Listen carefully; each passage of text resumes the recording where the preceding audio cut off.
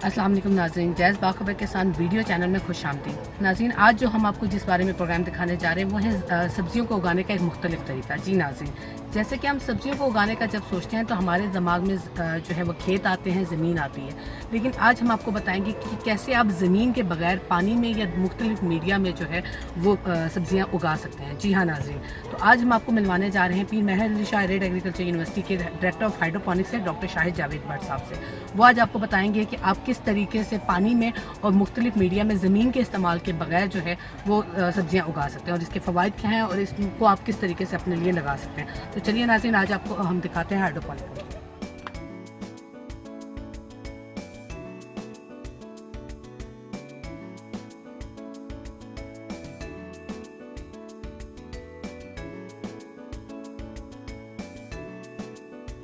अस्सलाम वालेकुम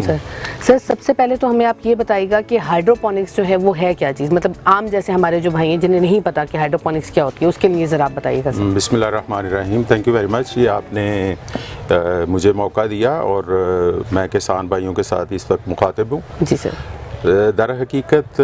ये जो हाइड्रोपोनिक है ये एक इनोवेटिव टेक्नोलॉजी का एक हिस्सा है और हाइड्रोपोनिक इनफैक्ट ये है कि अगर आप मट्टी के बगैर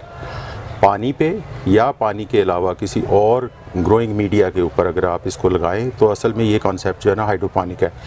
बेसिकली ये है कि हाइड्रोपोनिक अगर इस इस लफ्ज़ को देखें तो ये हाइड्रो का मतलब ही पानी है। तो पानी पे अगर पौधों की नशोनुमा की जाए तो गोया कि ये हाइड्रोपोनिक कहलाता है। लेकिन वक्त के साथ साथ अगर मट्टी के बगैर किसी भी मीडिया को लगा दें तो हम उसको हाइड्रोपोनिक का ही नाम दिया है। तो गोया कि अब ये हाइड्रोपोनिक की जो इस्तिलाह है ये काफ़ी आलमगीरियत हैसियत इख्तियार कर चुकी है और इसका जो इतलाक़ होता है मट्टी के बगैर पौधों की परवरिश और जितनी भी प्रोडक्शन और ये हो वो हाइड्रोपोनिक के अंडर ही आती है। राइट सर, तो सर हमारे नाज़रीन के लिए आप ये बताइएगा कि हम मट्टी के अलावा कौन कौन सा मीडिया इसमें यूज़ कर सकते हैं अगर हम हाइड्रोपोनिक। अभी आप देखें कि दुनिया में इस हाइड्रोपोनिक में फ़र्ज़ करें कि आप सिर्फ पानी का ही इस्तेमाल करते हैं और पानी के साथ इसको जो ज़मीन के अंदर जितनी जो ग़िज़ाई ज़रूरियात हैं जिनको हम अनासर कहते हैं जो कि हमें कम मिक़दार में भी चाहिए होते हैं, ज़्यादा मिक़दार में भी चाहिए होते हैं, अगर हम उन ज़रूरियात को पूरा कर दें तो गोया कि ये पानी के अंदर भी इसकी नशोनुमा को करके हम उससे कई गुना ज़्यादा प्रोडक्शन ले सकते हैं जो ज़मीन के अंदर होती है। तो इस सूरत में अगर आप कहें तो पानी की जो खालिसतन और ग़िज़ा पे जो मुश्तमिल हो तो उसको हाइड्रोपोनिक का एक स्पेसिफिक नाम दे दिया जाता है जिसको NFT टेक्निक कहते हैं और ये मुख़फ़्फ़िफ़ है न्यूटन फिल्म टेक्निक का। तो पानी इसके अंदर ये आप कहें कि मुख्तलिफ जो पाइप्स हैं इसके अंदर पानी को सर्कुलेट कर दिया जाता है और यही पानी है इसके अंदर हम ग़िज़ा को मिला देते हैं और मुख्तलिफ़ किस्म के और भी दीगर जो अहम किस्म के जो फैक्टर हैं उनको कंट्रोल करके तो आप पैदावार ले सकते हैं। इसके अलावा अगर आप पानी के अलावा और मीडिया हैं, फॉर एग्ज़ाम्पल यहाँ पर आजकल पाकिस्तान में कोको जो कि आप बार्क है, कोकोनट की जो बार्क होती है या उसकी जो छाल है, अगर इसको अच्छे तरीके से प्रोसेस कर दिया जाए तो फिर उस सूरत में भी आप जो है ना इसको इस्तेमाल कर सकते हैं। यानी हाइड्रोपोनिक का एक मीडिया है। मीडिया का जब मैं लफ्ज़ इस्तेमाल करता हूँ तो गोया इसका मतलब ये है कि आप मट्टी की जगह कोई भी चीज़ इस्तेमाल करें तो उसको हम सबस्ट्रेट का नाम भी दे देते हैं और मीडिया का नाम भी दे देते हैं। तो इसके अलावा अगर दुनिया के हवाले से बात की जाए तो जहाँ जहाँ जिन जिन ममालिक में इन चीज़ के जो ज़खायर हैं मट्टी के अलावा तो वहाँ पर इसको हाइड्रोपोनिक के तौर पर इस्तेमाल करते हैं। मैं एग्ज़ाम्पल दूंगा, जैसे अगर यूरोप में जाएं तो पेरलाइट का बड़ा इस्तेमाल है और इसी तरह रॉकवूल का बड़ा इस्तेमाल है और अगर आप और भी इसी तरह के जिस जगह पर जहाँ जहाँ जिन जिन चीज़ों की अवेलेबिलिटी है उसी के हवाले से वो इस्तेमाल हो जाता है। मैं तो यहाँ तक कहूँगा कि आप बहुत सारी ऐसी चीज़ें हैं जो कि नामियाती ख़ासियत रखती हैं, अगर आप चाहें तो उसको हाइड्रोपोनिक के तौर पर इस्तेमाल करते हैं और कर भी सकते हैं और इसके बहुत सारे एडवांटेज भी हैं। जैसे आप ये जो भूसा है या वीट स्ट्रा है, अगर आप चाहें तो इसको भी आप हाइड्रोपोनिक के तौर पर इस्तेमाल कर सकते हैं। तो दुनिया में इसके एक्सपेरिमेंट्स भी बड़े अच्छे हैं जिनके नताइज बहुत ही अच्छे हैं और इसके अलावा बहुत से जो डॉक्यूमेंटेड और आजकल दुनिया इससे बहुत मुफीद भी हो रही है और दुनिया इससे एडवांटेज भी ले रही है। तो मेरा कहने का मकसद ये है कि जिन जिन जगह पर जहाँ पर मुख्तलिफ़ किस्म के जो आपको सबस्ट्रेट या ग्रोइंग मीडिया मट्टी के अलावा जो दस्तयाब हों वैसे ही आप इस्तेमाल कर सकते हैं। जैसे आप इस साइड पे आप खड़े हैं तो हम यहाँ कोको का इस्तेमाल करते हैं, तो इसको हम दूसरी ज़बान में क्वायर भी कह लेते हैं। तो ये जो कोकोनट की जो बार है या इसकी छाल है, इसको प्रोसेस करके जो किया हुआ है, तो अल्हम्दुलिल्लाह आप देख रहे हैं कि इसमें क्रॉप की प्रोडक्शन और क्रॉप का लेवल, इसकी क्वालिटी है वो आप ख़ुद भी इसको देख सकते हैं। सर, तो कोकोपीट की क्या क्वालिटी होती है जिसकी वजह से हम कोकोपीट यूज़ करते हैं? देखें, अगर फ़र्ज़ करें मैं कहूँ कि इसमें पेरलाइट को इस्तेमाल करें तो मुझे पेरलाइट मंगवानी पड़ेगी, यूरोप से मंगवानी पड़ेगी, और ये एक महंगा अमल भी होगा और इकनॉमिकली ये इतना फ़ीज़ेबल भी नहीं होगा, ठीक है ना। तो इसीलिए कोको यहाँ पर इजीली अवेलेबल भी हो जाती है। अगर ये एक्सपोर्ट भी हो तो निस्बतन ये दूसरे जो मीडिया हैं जिनका मैंने जिक्र किया है उसकी निस्बत ये जो है ये सस्ती पड़ती है, एक है। और माशाल्लाह जैसे अगर यहाँ पर आपने देखे हैं, ये हमने टमाटोस ग्रो किए हुए हैं, इनके ऊपर ये जो कोको है ये बड़ी कंपैटिबल है। गोया कि अगर यहाँ पर इस क्रॉप को आप देखेंगे तो कोको की जो कंपैटिबिलिटी है फॉर ग्रोथ ये बहुत ही अच्छे नताइज दे रही है। कोको अगर देखें, मैंने जैसे जिक्र किया कि ये एक तो सस्ती पड़ती है, दूसरा ये है कि इसमें न्यूट्रिएंट्स तो होते हैं लेकिन इतनी ज़्यादा न्यूट्रिएंट्स की तादाद नहीं होती कि ये सारा, क्योंकि ज़ाहिर है अगर ये टमाटर है इसका अपने साइज़ का ख्याल रखना है, इसकी क्वालिटी का ख्याल रखना है, पौधे की जो बढ़ोतरी है वो उसका ख्याल रखना हो तो हमें फालतू जो न्यूट्रिएंट्स हैं वो देने पड़ते हैं। तो दूसरी सूरत में इस कोको की जो न्यूट्रिएंट्स की डेफिशिएंसी है इसको हम अपनी जो तजवीज़ शुदा जो क्रॉप है उसके तौर पर इसको पूरा कर लेते हैं। लेकिन आप इसको कह सकते हैं कि कोको के जो एडवांटेजेस हैं वो ज़मीन की निस्बत बहुत ज़्यादा है, क्योंकि यहाँ पर जो मुख्तलिफ़ किस्म के जरासीम हो या जो बैक्टीरिया है, जो फंगस अटैक है, वो ना होने के बराबर है। ठीक है सर। तो सर इसका जो टेम्परेचर है वो भी मेंटेन रखना पड़ता है कि जैसे हम फील्ड में आम लगा रहे हैं तो वहाँ टेम्परेचर मेंटेन नहीं है, तो यहाँ पे आप टेम्परेचर मेंटेन कैसे रखते हैं? आप जब भी हाइड्रोपोनिक का जब कॉन्सेप्ट लिया जाए तो हाइड्रोपोनिक जो है ये एक कंट्रोल्ड एनवायरनमेंट में, गोया कि आप ये कहना चाहें कि ये जो इस जगह पर अगर आप एनवायरनमेंट को कंट्रोल करेंगे तो फिर ही आप हाइड्रोपोनिक के तस्वर को कामयाब कर सकते हैं। तो इसके लिए आप ये मैं कहना चाहूँगा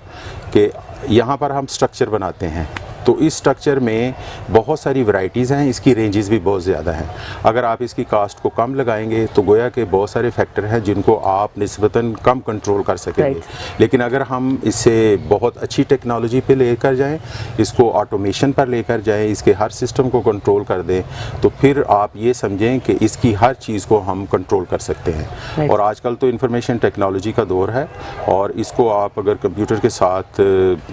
इसको कंपैटिबल बना दें तो आपको जितनी भी इंफॉर्मेशन, जो भी डेटा शेयरिंग है वो भी आपको मिल जाती है। तो मेरा कहने का मकसद है कि जब आपने हाइड्रोपोनिकली ग्रो करना है तो सबसे पहले आपको कुछ फैक्टर वो जहन में रखने हैं कि यहाँ का जो दर्जा हरारत है वो आपने कंट्रोल करना है। इसी तरह जो ह्यूमिडिटी है यानी नमी का तनासब है इसको आपने कंट्रोल करना होता है। इसी तरह ये है कि इसके इन पौधों को ऑक्सीजन की ज़रूरत होती है तो आपने यहाँ पर एग्जॉस्ट फैन का सिस्टम लगाना है, इनको फैंस की वजह से इनको फैसिलिटीज़ देनी है। अगर गर्मियों का मौसम है या गर्मी की तमाज़त या इसकी शिद्दत की वजह से आपको प्रॉब्लम आ रहे हैं तो आपको कोई खुसूसी तौर पर ऐसा सिस्टम लगाना पड़ेगा जो कि टेम्परेचर को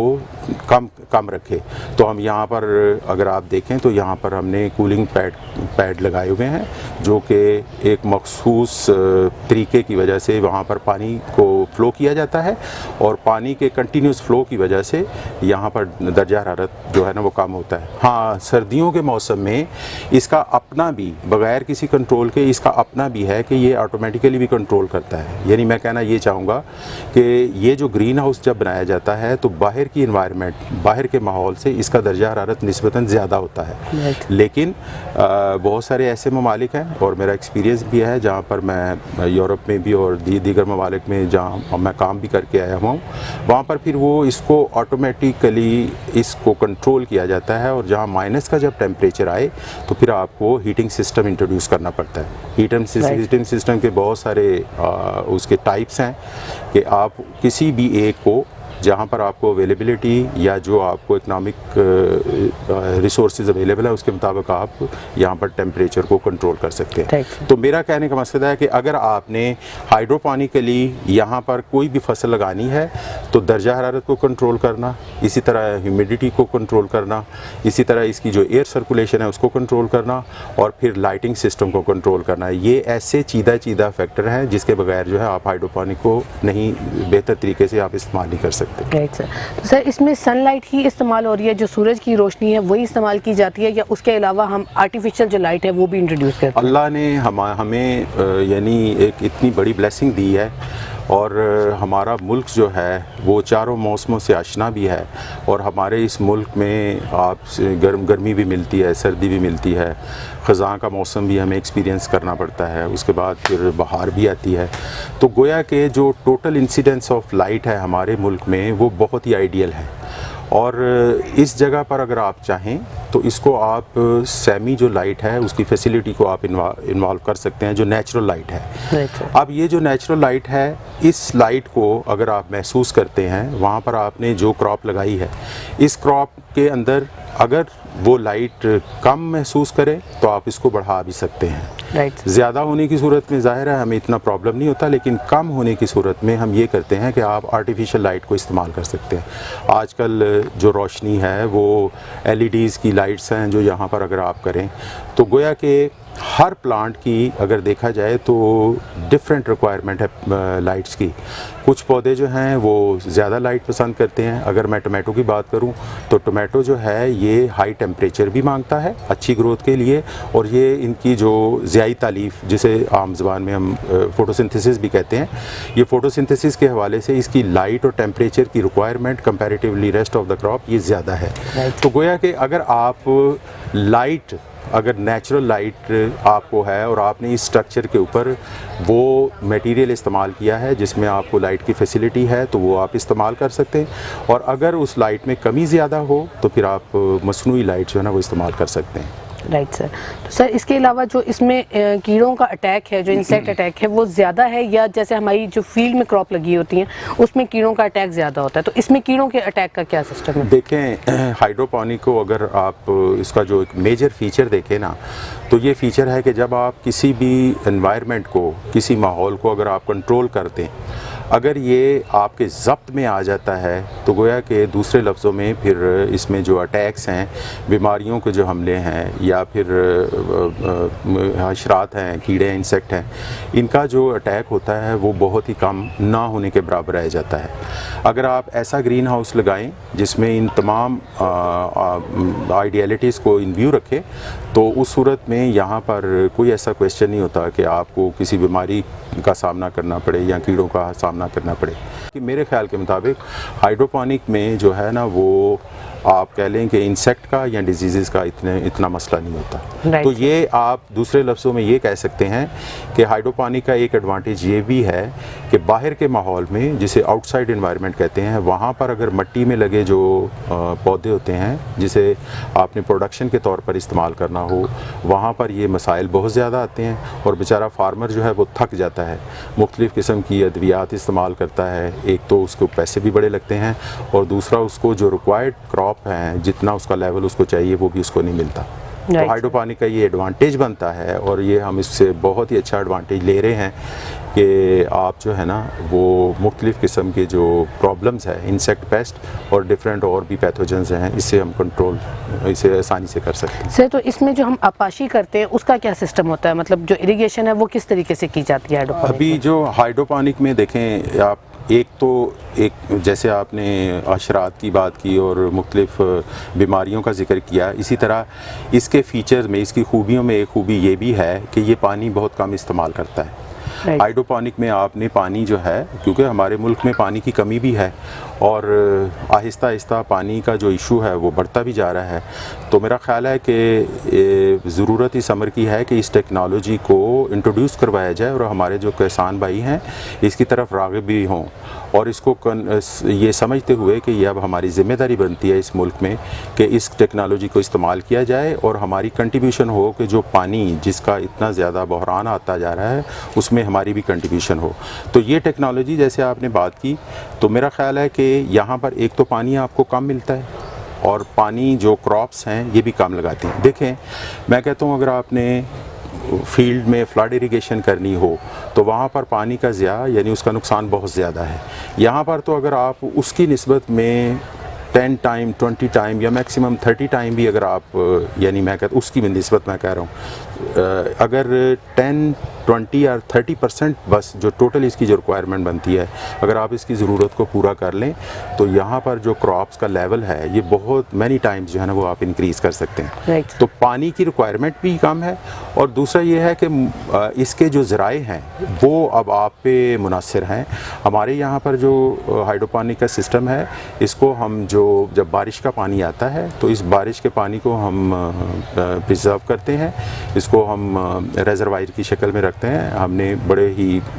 रिलायबल लेगून्स बनाए हुए हैं, वहाँ पर पानी इकट्ठा होता है और फिर उसको बड़ा एक सिस्टम के तहत जो है ना हम उसको पानी को इस्तेमाल करते हैं। सर, हमारे नाज़रीन के लिए आप ये भी बताइएगा कि क्या इसकी पैदावार में भी फ़र्क आता है कि प्रोडक्शन जो है, जो आम हमारी फील्ड में क्रॉप लगी हुई है उससे इसकी पैदावार कम होती है या पैदावार बराबर है या उसमें कोई फ़ायदा भी? हाइड्रोपोनिक का एक जो बहुत बड़ा खासा है कि क्वालिटी क्रॉप तो आपको मिलनी है, यानी इसमें आपको एक अच्छी क्रॉप मिलेगी, लेकिन ये मैं कहूँगा कि इसमें एक जो बड़ी खूबी नज़र ये आती है कि इसमें आपको क्रॉप जो है मैनी टाइम्स ज़्यादा मिलेगी। फील्ड पे जब आप रहेंगे, क्योंकि आपके पास कंट्रोल्ड एनवायरनमेंट नहीं होती, यहाँ पर आप देरपा और ज़्यादा देर तक आप क्रॉप को ले भी सकते हैं। और दूसरा ये है कि इसमें जो प्रोडक्शन का जो रेट है या प्रोडक्शन का जो अपना जो टोटल प्रोडक्शन है, ये इसका लेवल जो है ना बहुत ज़्यादा है। आप अगर चाहें तो 5 टाइम भी ले सकते हैं, आप 10 टाइम्स भी ज़्यादा ले सकते हैं क्रॉप, आप 15, 20 टाइम एंड अप टिल अगर आप चाहें तो आप 50 टाइम्स भी ज़्यादा ले सकते हैं। अब ये डिपेंड करता है कि आपने हाइड्रोपोनिक के जिस सिस्टम को अडॉप्ट करना है वो किस क्वालिटी का आपने बनाया है। तो आपके जो सवाल का जो बरमला जवाब नज़र आता है वो ये है कि ये प्रोडक्शन टेक्नोलॉजी ऐसी है जो कि आपका जो इतनी ज़्यादा आबादी का दबाव है, the pressure of population specially in Pakistan, इसको वो उसके साथ जो है ना वो सामना भी करता है। और अगर आप इस टेक्नोलॉजी को लगाएंगे तो जहाँ पर एवरेज बेसिस पर भी आप 5 to 10 टाइम्स क्रॉप जहाँ पर ज़्यादा लेंगे तो ये हमारे लिए बहुत ही मुआवन साबित होगा कि आप जो हमारा जो आबादी का दबाव है उसमें आप जो है ना वो कंट्रीब्यूट कर सकते हैं ताकि लोगों को बर वक्त जो है ना वो आप सप्लाई भी कर सकें फूड के लिए। राइट सर, लोगों का जैसे एक आम सवाल होता है कि खाने में इसका टेस्ट भी डिफरेंट है बाकी आम टमाटरों से, या लोग इसकी जैसे प्रोडक्शन है अगर फार्मर्स लगाते हैं तो उन्हें ये पता होना चाहिए कि लोग इसको पसंद कर रहे हैं या नहीं कर रहे, ताकि उन्हें लगाने का फ़ायदा कितना हो रहा है। इसका जो टेस्ट है, इसका जो फ्लेवर है, इसका अरोमा है, अदर दैन कि इसकी फ़िज़िकल अपीयरेंस के अलावा, ये तो आप कहें कि किसी भी तरह जो है वो आप फील्ड के साथ कंपेयर नहीं कर सकते। तो इन क्वालिटीज़ की बिना पर ही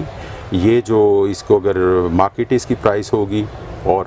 जो कंज्यूमर है इसको ज़्यादा पैसे भी देने के लिए तैयार होता है। इसकी वजह यह है कि इस क्वालिटी को अगर आपने दूसरा नॉर्मल जो कन्वेंशनल मेथड है इसको आप कंपेयर नहीं कर सकते। तो quality and quantity in terms of ये दोनों जो फैक्टर है ना ये यहाँ पर बहुत इंपॉर्टेंट है। सर, तो आप ये बताइएगा कि इसमें कौन कौन सी वैरायटीज़ हैं जो लगाई जा सकती हैं या हर वैरायटी इसमें ग्रो हो सकती है? देखें, ये हाइड्रोपोनिक में आप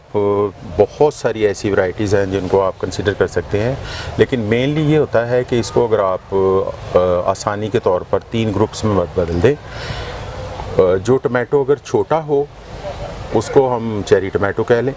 ठीक है ना, जो आपके ग्रीन हाउस में लगता है या इस हाइड्रोपोनिकली ग्रोन जो क्रॉप है उसमें लगता है। दूसरा है कि जो मीडियम साइज़ हैं उसमें भी उसकी बहुत सारी वैरायटीज़ हैं जिसमें टमाटर का साइज़ जो है वो कंपैरेटिवली चेरी टमाटो से तो बड़ा होता है लेकिन ये बहुत ज़्यादा नहीं होता, साइजेबल हो और मैनेजेबल भी होता है। लेकिन एक बहुत बड़ा ग्रुप है जो कि इस हाइड्रोपोनिक में इस्तेमाल होता है, उसको हम बीफ स्टेक कहते हैं। तो बीफ स्टेक में जो है वो डेफिनेटली इसका जो साइज़ है वो बहुत बड़ा होता है। यहाँ पर जैसे इस साइड पे आप खड़े हैं आपको वो मिलेंगे कि बीफ स्टेक भी यहाँ पर हमने लगाया है, इसको आप देखें तो इसका साइज़ कंपैरेटिवली दूसरी जो टमाटो के साइज़ हैं उससे बहुत बड़ा है। और इसी तरह बीफ स्टेक में अगर आप देखेंगे तो इसके अंदर खुद भी बहुत सारी वैरायटीज़ हैं, जो डिपेंड करता है कि इसका साइज़ कैसा है, इसमें इसका कलर कैसा है, इसी तरह इसकी शेप कैसी है, और इसमें इसका जो स्किन कलर है उसका वो कैसा है। फिर उसके बाद इसमें एक फ़ीचर होता है हार्डीनेस, कि जो इसका जो टोटल टेक्सचर हो इसमें वो डिपेंड करता है हमारा, क्योंकि जब हमने एक्सपोर्ट क्वालिटी लेनी हो तो हमें ऐसी वैरायटीज़ इंट्रोड्यूस करवानी चाहिए जो कि जिनकी शेल्फ़ लाइफ ज़्यादा हो। ज़ाहिर है जब आप इसको हार्वेस्ट करते हैं, हार्वेस्टिंग के बाद यानी जिसे बर्दाश्त कहते हैं, तो बर्दाश्त के बाद इसको किसी हद तक पहले आप इसको पैकिंग भी करते हैं, फिर उसके बाद ज़ाहिर है शिपमेंट के को टाइम लगता है, और जब ये will be reaching at the hand of consumer तो ये टाइम लगता है। तो हम ये प्रेफरेंस हमारी ये होती है हाइड्रोपोनिकली ग्रोन क्रॉप के लिए कि वो क्रॉप्स लगाई जाएँ जिनमें ये क्वालिटीज़ सारी हों। लेकिन जैसे कि मैंने आपको बताया है साइज़ के हवाले से, अब मैं चेरी की जैसे एग्जांपल दूंगा। चेरी छोटा टमाटर है और इस टमाटो में जो बेरीज़ लगते हैं, यानी इसमें जो इनमें टमाटोज़ की जो तादाद है वो काफ़ी ज़्यादा होती है साइज़ में, क्योंकि ये छोटा होता है। लेकिन इसकी कंजम्पशन जो है ना वो पर्टिकुलर कंट्रीज़ में बहुत ज़्यादा है। यूके में इसका बहुत ज़्यादा इस्तेमाल है, हमारे यहाँ पर हो सकता है हमारे टेस्ट बड ऐसे नहीं है, जिसकी वजह से हो सकता है कंज्यूमर इसको इस्तेमाल करने के लिए रिलक्टेंट हो। लेकिन ये है कि यूरोप के ममालिक में इसकी डिमांड बहुत ज़्यादा है, तो यहाँ पर अगर आप चेरी टमाटो लगाते हैं तो आपके ऑब्जेक्टिव ये होने चाहिए कि इसको एक्सपोर्ट क्वालिटी के तौर पर लिया जाए। बाकी जैसे दूसरे भी क्रॉप हैं, मेरी तो रिकमेंडेशन ये है कि आप लोकली इस नीड को पूरा करें, और इवन देन अगर आप इसको बी या सी ग्रेडेड भी लगाएंगे तो ये इंशाल्लाह जो फील्ड क्रॉप्स या जो फील्ड टमाटोज़ हैं उससे ये ज़्यादा अच्छा ये क्रॉप देगी। तो बाकी जो स्टैंडर्ड क्रॉप्स हों, ए ग्रेडेड हों, उसको तो डेफिनेटली इस टेक्नोलॉजी के जो टोटल एक्सपेंसेस के से हवाले से, और इसको अगर एक्सपोर्ट क्वालिटी के तौर पर इस्तेमाल किया जाए तो ये ज़्यादा बेनिफिशियल है। Right sir. तो सर ये बताइएगा कि इसकी जो हमारी सिर्फ इसमें टमाटो या टमाटर ही हम लगा सकते हैं, या इसके अलावा और भी वेजिटेबल्स हैं या और भी सब्जियां हैं जो हम इसमें लगा सकते हैं? देखें, ये टेक्नोलॉजी इसका एक मेजर एडवांटेज ये भी बनता है, आप अगर चाहें तो हर किस्म की वेजिटेबल और हॉर्टिकल्चर में जो फ्लावरिंग क्रॉप्स हैं वो आप लगा सकते हैं। लेकिन अगर किसी ने हाइड्रोपोनिक का कोई सेटअप लगाना हो तो मैं तो ये तजवीज़ करूँगा कि आप स्पेसिफिक रहें, और अगर आपने अपने प्रोफेशन को अच्छा इन्हेंस करना है तो आपकी जो एक्सपर्टीज़ होनी चाहिए वो स्पेशलाइज्ड क्रॉप के तौर पर होनी चाहिए। तो लगाने के लिए अगर आप चाहें तो आप स्ट्रॉबेरी लगाना चाहें तो यहाँ भी लग जाएगी, टमाटो लगाएंगे तो ये बड़ा सक्सेसफुल है, अगर आपने लेटस सलाद लगाना है तो ये भी लग जाता है। इसी तरह अगर आपने और किस्म की जो सब्ज़ियाँ हैं